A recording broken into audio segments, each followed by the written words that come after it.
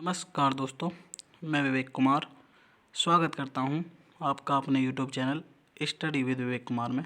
दोस्तों, वीडियो को देखने से पहले चैनल को सब्सक्राइब, लाइक और ज़्यादा से ज़्यादा शेयर करें। दोस्तों, आज हम स्टार्ट करेंगे जो संविधान के अनुच्छेद की हमारी श्रृंखला चल रही है, उसमें एक बहुत ही महत्वपूर्ण आर्टिकल 14। दोस्तों, यहाँ से हम मूल अधिकारों की भी शुरुआत करेंगे। तो चलिए दोस्तों, शुरू करते हैं। दोस्तों, इससे पहली वाली वीडियो में मैंने आपको बताया था कि संविधान के भाग 3 में आर्टिकल 12 से आर्टिकल 35 तक नागरिकों के मूल अधिकारों का वर्णन है। दोस्तों, मैंने आपको बताया था कि आर्टिकल 12 में राज्य की परिभाषा दी गई है और आर्टिकल 13 में बताया गया। आर्टिकल 13 के मैंने आपको 3 पार्ट बताए थे। तो दोस्तों, जिन्होंने भी वो वीडियो नहीं देखा है तो आप पहले उस वीडियो को देखें, इसके बाद इस वीडियो को ज़रूर देखें। देखिए दोस्तों, आर्टिकल अगर 14 की बात करें तो अनुच्छेद 14 के अनुसार सभी व्यक्ति कानून के समक्ष समान होंगे तथा सभी को कानूनों का समान संरक्षण प्राप्त होगा। कोई व्यक्ति कानून से ऊपर नहीं होगा तथा किसी के साथ कानूनी रूप से भेदभाव नहीं किया जाएगा। दोस्तों, इस अनुच्छेद में 2 बातें की गई हैं, एक है विधि के समक्ष समता और दूसरी बात है विधियों के समान संरक्षण। तो चलिए देखते हैं। देखिए दोस्तों, अगर एक और अन्य तरीके से बात करें तो आर्टिकल 14 के अनुसार भारत राज्य क्षेत्र में आपको ये 2 शब्द याद रखने हैं। एक है भारत राज्य क्षेत्र, जो आर्टिकल 1 के तीसरे पार्ट की बात करता है। उसमें ये बात बताई गई है कि भारत के क्षेत्र में कौन कौन आते हैं। तो आपको देखना होगा आर्टिकल 1 का 3rd पार्ट। और दूसरी बात, भारत राज्य क्षेत्र में किसी व्यक्ति को विधि के समक्ष समता यानी इक्वलिटी बिफोर लॉ अथवा विधियों के समान संरक्षण यानी इक्वल प्रोटेक्शन ऑफ लॉ से राज्य द्वारा वंचित नहीं किया जा सकता। अगर दोस्तों आपको राज्य की परिभाषा जाननी है तो आपको आर्टिकल 12 ठीक से पढ़ना होगा। तो आपको याद रखना है कि अगर आपको आर्टिकल 14 ठीक से समझना है तो आपको 2 आर्टिकल्स इससे पहले अच्छे से पढ़ने होंगे, आर्टिकल 1 और आर्टिकल 12। चलिए दोस्तों, बात करते हैं अब इसके पार्ट विधि के समक्ष समता की। देखिए दोस्तों, इस आर्टिकल में 2 वाक्यांश प्रयुक्त किए गए हैं। एक है विधि के समक्ष समता, और आपको ये याद रखना है कि ये कॉन्सेप्ट लिया गया है ब्रिटिश संविधान से। और दूसरे की बात करें तो वो है विधि के समान संरक्षण, और जो लिया गया है अमेरिकी संविधान से। दोस्तों, आपको याद रखना है कि विधि के जो समक्ष समता है यह एक नकारात्मक बात दर्शाता है, और दूसरा जो विधि के समान संरक्षण है ये सकारात्मक दर्शाता है। अगर बात करें विधि के समक्ष समता की तो इसके अनुसार राज्य कानून बनाते समय किसी भी व्यक्ति के लिए कोई विशेष अधिकार का प्रावधान नहीं करेगा, यानी कि यहाँ पर राज्य किसी को कुछ नहीं देगा, सभी उसके लिए समान हैं।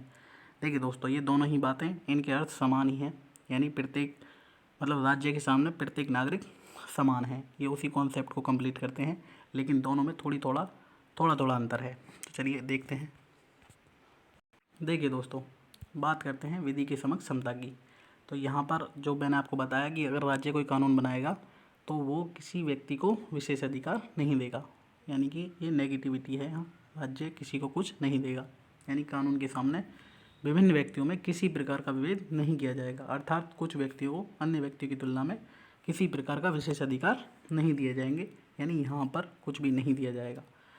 दूसरी बात कि कानून व्यवस्था सर्वोच्च है और सभी व्यक्तियों समान न्यायालयों के अधिकारिता में आते हैं, यानी प्रत्येक व्यक्ति, आपने एक देखी होगी, चलो आपको मैं दिखाता हूँ, रुकिए। देखिए दोस्तों, ये आपको पता होगा, इसे कहते हैं न्याय की देवी। ये जो सिंबल है आपके सामने ये, और आपको ये पता होगा इसकी आँख पर पट्टी बंधी हुई होती है। तो इसका मतलब ये होता है कि प्रत्येक व्यक्ति विधि के समक्ष समान है और किसी भी व्यक्ति को कोई विशेष अधिकार नहीं दिया जाएगा उसकी पावर के अनुसार, या किसी भी अन्य व्यक्ति के लिए अमीर गरीब में कोई फ़र्क नहीं किया जाएगा। विधि के समक्ष सभी समान होंगे। चलिए दोस्तों, बात करते हैं विधि के समान संरक्षण की। देखिए दोस्तों, जो विधियों का समान संरक्षण है वह एक सकारात्मक अभिव्यक्ति है, क्योंकि इसमें संरक्षण शब्द के माध्यम से बताया गया है कि प्रत्येक व्यक्ति को कानून तक पहुँच बराबर होनी चाहिए। इसका अर्थ है कि सभी व्यक्तियों पर लागू होने वाले ऐसे नियम नहीं बनाए जाएंगे जो पूर्णतः समान हों, यानी ऐसी कंडीशन है। एक बात यहाँ याद रखनी है कि अगर समान परिस्थिति के व्यक्ति हैं उनके लिए समान कानून बनाए जा सकते हैं, लेकिन अगर कोई अलग परिस्थिति वाला व्यक्ति है तो उसके लिए अलग कानून भी बनाया जा सकता है। फॉर एग्जांपल आप राष्ट्रपति को ले लीजिए, या आपको पता होगा विकलांग के लिए, महिलाओं के लिए और जो रिजर्वेशन आरक्षण वो मतलब कानून राज्य उनके लिए व्यवस्था कर सकता है। तो ये आपको याद रखना है कि सभी को समान रूप से संरक्षित किया जाएगा। अगर कोई व्यक्ति आगे पीछे है तो उन्हें बराबर में लाने के लिए कानून बनाया जा सकता है और इसे मूल अधिकार का उल्लंघन नहीं माना जाएगा। ये आपको याद रखना है। देखिए दोस्तों, बात करते हैं युक्ति युक्त वर्गीकरण का सिद्धांत। ये जो सिद्धांत है, इस सिद्धांत के अनुसार जो बात कही गई है वह देखिए कि समानता का तात्पर्य यह नहीं है कि देश के सभी व्यक्तियों पर पूर्णतः समान कानून लागू किए जाएंगे। इसका अर्थ मात्र इतना है कि राज्य मनमाने तरीके से व्यक्तियों में विभेद नहीं करेगा। और दूसरी बात, जो सुप्रीम कोर्ट है उसने भी स्पष्ट किया है कि सामाजिक व्यवस्था को समुचित तरीके से संचालित करने के लिए कि राज्य को यह शक्ति प्राप्त है कि वह आर्टिकल 14 के तहत व्यक्तियों के विभिन्न वर्गों में तार्किक आधार पर वर्गीकरण कर सकता है। यानी किसी के लिए वह प्रावधान कर सकता है, लेकिन वह तार्किक आधार पर ही प्रावधान कर सकता है राज्य।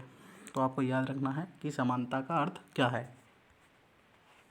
देखिए दोस्तों, एक बात और, जो विधि के समक्ष समता का कॉन्सेप्ट है वो प्रोफेसर जो डाइसी हैं उनकी एक बुक है विधि का शासन, रूल्स ऑफ लॉ, उससे लिया गया है।